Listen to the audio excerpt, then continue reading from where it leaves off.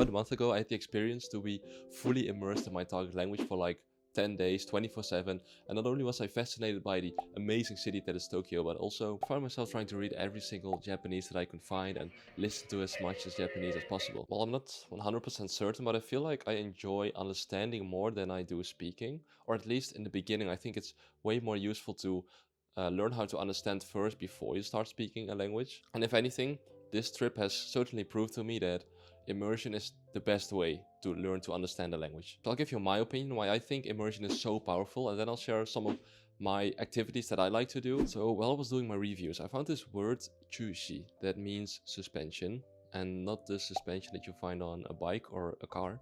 Temporarily prevent from continuing or being in force or effect. So that is kind of vague, but anyway, when I was in Japan, I was visiting a lot of shops, and anytime that there would be a register without somebody at the register, there would be a little card or a sign that said Reiji Chushi. When I saw those signs for the first time, it totally clicked for me, because then I was like, oh, now I can finally see how it is used and what it means. So it means that the register is temporarily not being used. So finally I could remember this word because I had some context. And here's another example. So when I was at a konbini and this girl at the counter asked me, "Ofukuro wa goryou desu ka?" So first of all, I didn't know what fukuro was until she held up this fukuro, aka bag, and she waved it like, "Do you need a bag?" So after exiting the store, I looked it up and I found out that fukuro means bag, plastic bag. Now what I also noticed is that she said goryou, as in goryou desu ka? Are you going to use this? Now if you're learning Japanese, then you might also know that tsukau can also mean use, but this has a slightly different nuance. For example, when you're using a PC, you could say pasakon o tsukau. But I would never have learned this difference in nuance if I wasn't there, immersed in the language with this context. And there are many other examples, but the main point is that this immersion can provide context, and this context helps you learn.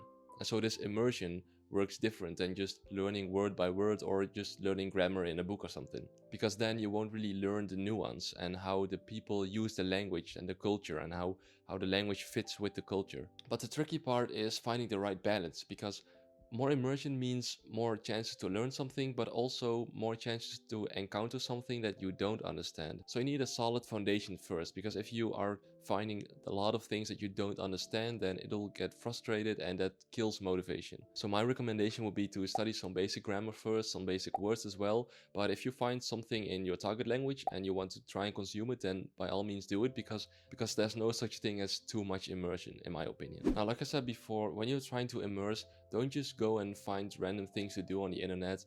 No, I want you to just enjoy what you do in everyday life, whatever that may be, and then try to bring your target language into that instead.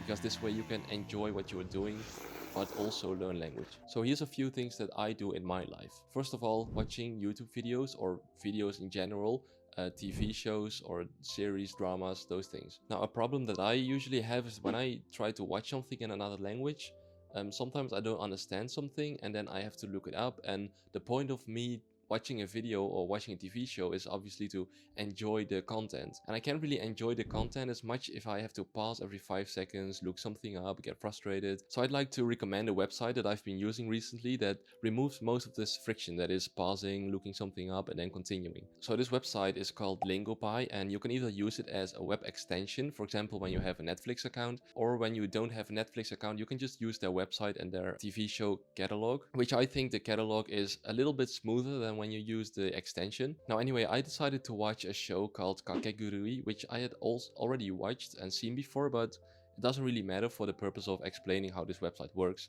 But since I thought it would be interesting to try and watch something that I hadn't seen before, I also tried and watched this show called Swimming in the Dark, or Wani Toka Ge Gisu, something like that. So you can choose what language the subtitles are in, or well, you have to choose the language that you are learning first.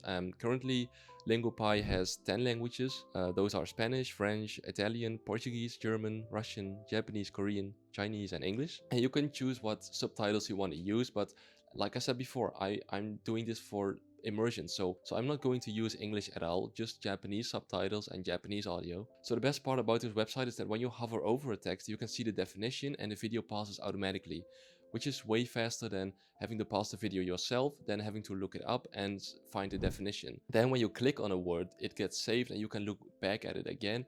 And what I think is really great is that you can see the sentence in which this was used, aka you can see the context in which it was used. Now, if you want to hear this word again, you can click this button to repeat the sentence over and over again and listen to the sentence again, so that you don't have to go back 5 seconds and wait before the sentence comes up again. Which, now that I mention it, instead of fast forwarding or going back in time, Lingopie actually goes back by subtitles. So if you press the skip button once or go back once, it actually goes back to the previous or the next sentence instead of 5 seconds. So it's just really useful for finding the sentence that you're trying to look at again. So it's a pretty minor feature, but it's really, really useful. Now, if there's a sentence that you don't understand at all, you can press the grammar explanation button and then a window will pop up and you can see how certain parts in the sentence are used. You can also see the whole script here, so you can look at a sentence one by one and really analyze it. Although personally, like I said, I use Lingopie as to help with immersion, not to actively study. But if you do want to actively study, you can also just go to the flashcards that you've saved before and just go over them, have them quiz you and see how much of the words that you remember. So if you're interested in using Lingopie, then I'll add a link in the description and in the top comment. This link will give you a discount and a free trial, so you can try it out and see if you like it. And also thanks to Lingopie for letting me use their website. Now, something else that I enjoy is playing games. I've been playing games for like 10 years or more. I think games are actually what taught me most of my English that I use now and just basically every day. And recently, when I bought this game, Final Fantasy VII, I thought, you know, this game is made by a Japanese developer. Why not play it in Japanese? Now, this game is story-based, so it has cutscenes, which forces you to listen, but it also forces you to read because, well, it's a game and you can't complete your missions if you don't know what to do, or you can't read the tutorial or the instructions. So you have to be able to read them in order to understand them. So to summarize, I recommend that you do whatever you like to do, be it watching videos, playing game like me.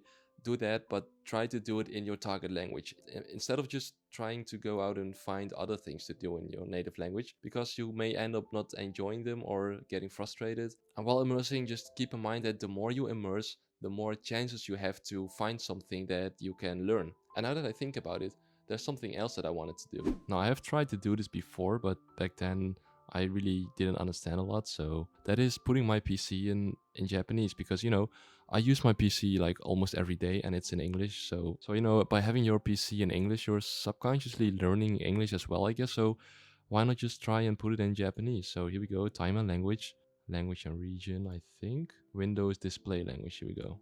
Okay, it says welcome and not yokoso. Oh, there we go. So now we changed everything to Japanese, and let's see how long we can keep this going.